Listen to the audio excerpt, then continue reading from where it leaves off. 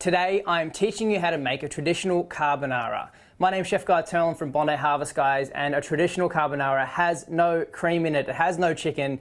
It takes 4 simple, good quality ingredients. You have eggs, you have pecorino, you have guanciale, which is a cured, beautiful, fatty pork cheek, and of course you have good quality spaghettini.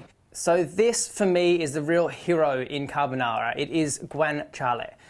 It is Italian, it is cured pork cheek, it is delicious. You can see there, guanciale has a really large layer of fat with a little bit of meat. And it's this guanciale that really gives a traditional carbonara its fat, its beautiful porky flavour, and that real oomph that you die for when you take every single forkful. So your first step is always to do your mise en place. So your mise en place is having everything in place, doing your preparation. So we want to dice up our guanciale nice and fine into even cubes. You want to grate your pecorino, and then you want to whisk that pecorino in with your whole eggs. Your first step is to render down your guanciale in a good quality heavy based pot or pan.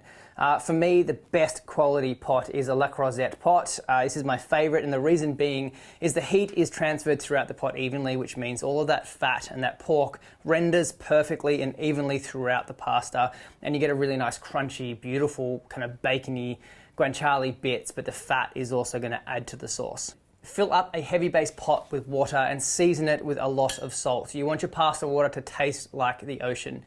So cook your pasta as per the packet until it's al dente. Using a pair of tongs, transfer the cooked pasta from your pasta pot to your rendering guanciale pot. Once you've added your pasta to your rendered guanciale, we're going to give that a mix and we're going to take it off the stove. The reason we're taking off the stove, we don't want it too hot because we're about to add in our egg and our parmesan or pecorino. I'm going to toss it through there. If we do it on the stove, it's going to be too hot and we're going to scramble our eggs. We don't want to scramble our eggs.